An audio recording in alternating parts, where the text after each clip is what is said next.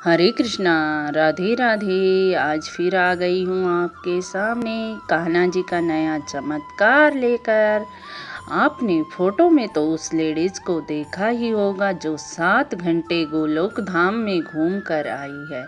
उसी के बारे में आज मैं आपको बता रही हूँ। अगर आप भी कान्हा जी के सच्चे भक्त हैं तो इस वीडियो को ज़रूर सुनना। और अगर आप कान्हा जी पर नहीं विश्वास करते तो यहीं पर स्किप करके चले जाना।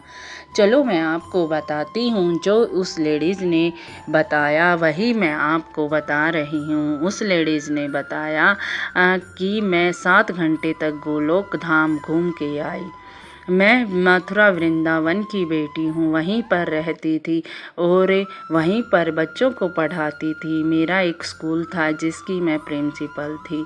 मुझे 2 बेटियाँ हुई लेकिन बेटे नहीं हुए। 14 साल बाद मैंने कान्हा जी से बहुत प्रार्थना की तो 14 साल बाद मेरे 2 बेटे हुए। एक कृष्ण थे, एक बलराम थे।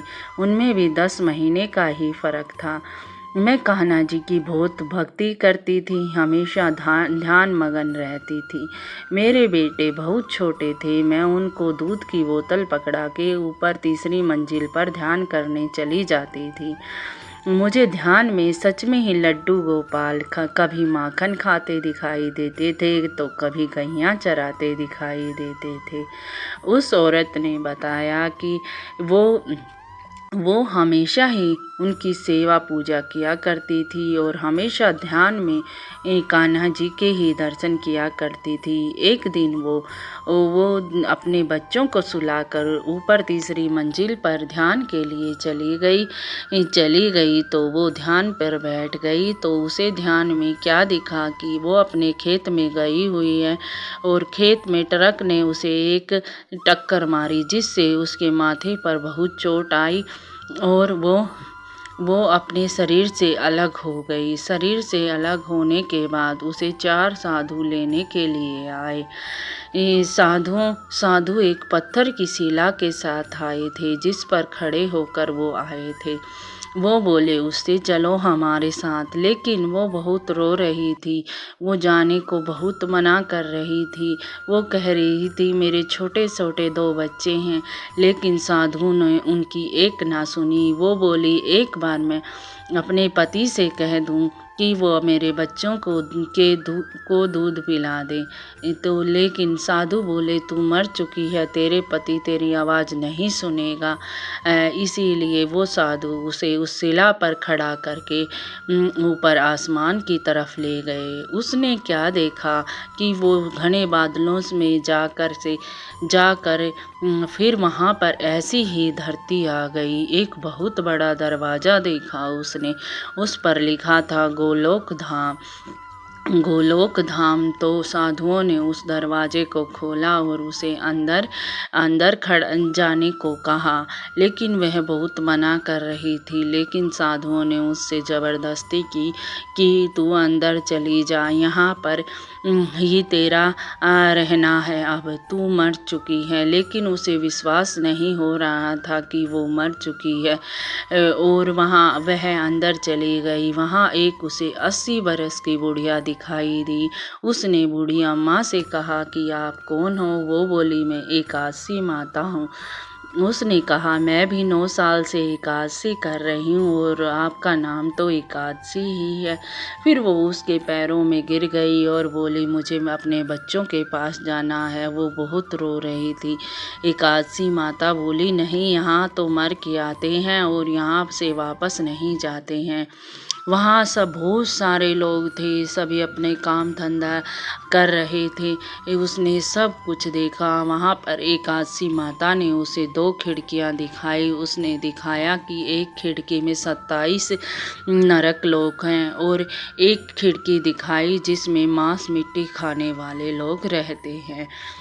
उसने ये सब देखा। फिर एकादशी माता बोली आज तू आई है तो तुझे खाना खाना है। वो बोली मुझे नहीं भूख है। बोली आज नहीं खाएगी तो फिर कभी नहीं मिलेगा।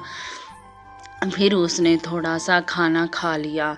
अब वहाँ पर भजन कीर्तन हो रहे थे, नाम जाप हो रहे थे। तो एकादशी माता बोली, आज तुझे एक भजन भी सुनाना है। वो बहुत रो रही थी। रोने में कैसा भजन सुनाऊंगी, मुझे मेरे बच्चों की बहुत याद आ रही है। एकादशी माता बोली, अब तो तुझे यहीं रहना है, तू मर चुकी है। तो उसे वहाँ पर 2 लेडीज मिली जो यमुना नदी में बहकर मर गई थी।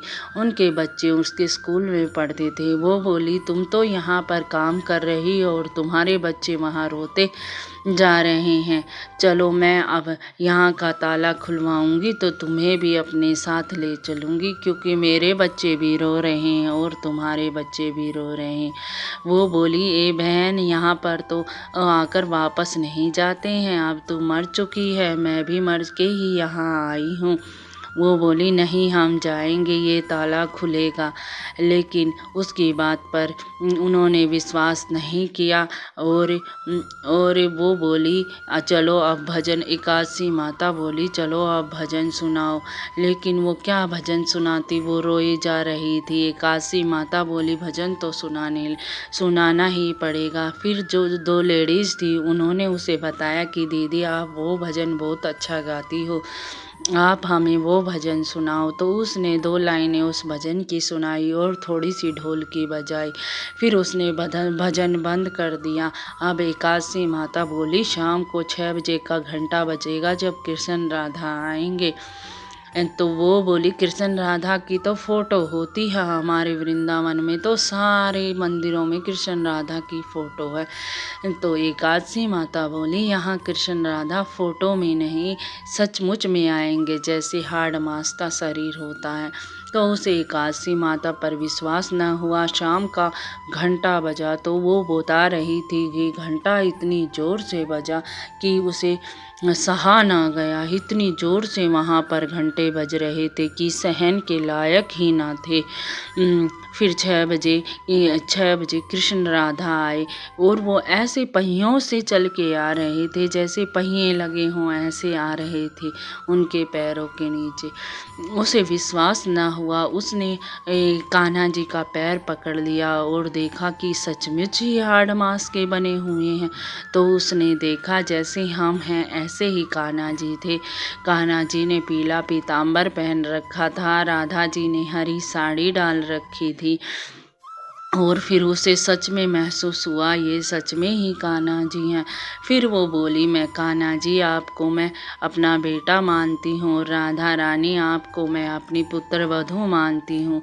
मेरे छोटे छोटे ट्विंस हैं जो वहाँ रोए जा रहे हैं दूध के मारे, और मुझे उनके पास भेज दो, मुझे उनके पास भेज दो। वो बहुत रोए जा रही थी। तो कान्हा जी ने उसके सिर पर हाथ फेरा और कहा कि जाओ। तो कान्हा जी ने जैसे ही उसके सिर पर हाथ फेरा तो एकदम से वो हवा में तैरती हुई नीचे धड़ाम से अपनी तीसरी मंजिल पर आके गिरी। उसने बताया कि जहाँ वो आसन पर बैठी थी उससे तो बहुत दूर वो जाके गिरी थी। रियल में बताया, और उसने रियल में बताया कि वो 7 घंटे तक मर चुकी थी। 7 घंटे के बाद वो गोलोक धाम से आई और उसे साक्षात कान्हा जी के दर्शन हुए। अगर आप भी कान्हा जी पर विश्वास करते हैं तो ये बातें सही हैं, क्योंकि गोलोक धाम सही है और कान्हा जी वहाँ रहते हैं और वो अपने भक्तों पर हमेशा दया दृष्टि रखते हैं। कान्हा जी की कृपा सभी पर बनी रहे। आपको यह वीडियो पसंद आई हो तो लाइक, शेयर और कमेंट जरूर कर देना। राधे राधे राधे राधे राधे राधे।